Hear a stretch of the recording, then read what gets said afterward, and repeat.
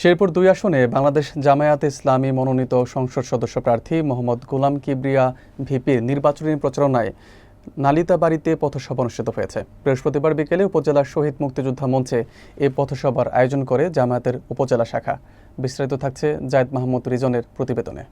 পথসভায় সভাপতিত্ব করেন উপজেলা আমির মাওলানা আফসার উদ্দিন এবং সঞ্চালনায় ছিলেন সেক্রেটারি শাহাদাত হোসেন বিএসসি।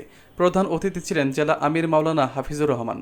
প্রধান বক্তা গোলাম কিবরিয়া বলেন, ন্যায় ও ইনসাফ ভিত্তিক সমাজ প্রতিষ্ঠায় দাঁড়িপাল্লা প্রতীকের বিকল্প নেই। তরুণ ও সাধারণ মানুষের সঙ্গে নিয়ে নকলা নালিতাবাড়ীকে একটি বৈষম্যহীন উন্নত জনপদ হিসেবে গড়ে তুলব। তিনি শিক্ষা, স্বাস্থ্য, কৃষি, যোগাযোগ, খেলাধুলা, পর্যটন এবং সকল ধর্মাবলম্বীদের সম্মান রক্ষায় কাজ করার অঙ্গীকার ব্যক্ত করেন। পাশাপাশি তিনি হাতি মানুষের সহাবস্থান, শহর রক্ষাবাদ, দ্বিতীয় ভোগাই সেতু, নারায়ণখোলা ও পিয়ারপুর সেতু, ফায়ার সার্ভিস স্টেশন সচলকরণ ও স্টেডিয়াম নির্মাণের প্রতিশ্রুতি দেন। পথসভা শেষে তালতলা বাজার ও নকলা হাসপাতাল মোড়েও সংক্ষিপ্ত সভা অনুষ্ঠিত হয়। দাঁড়িপাল্লায় মার্কায় আজকের এই নির্বাচনের পথসভায় আমরা যারা একত্রিত হয়েছি, একজন ব্যবসায়ীকে 1 টাকা চাঁদা দিতে হবে না।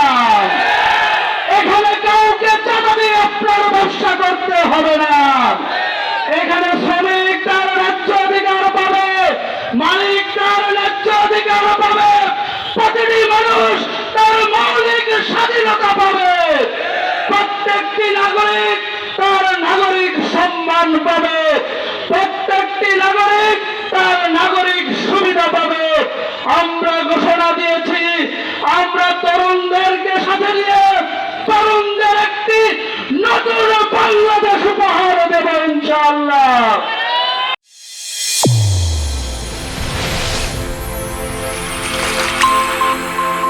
চ্যানেল A1 হৃদয়ের স্পন্দন।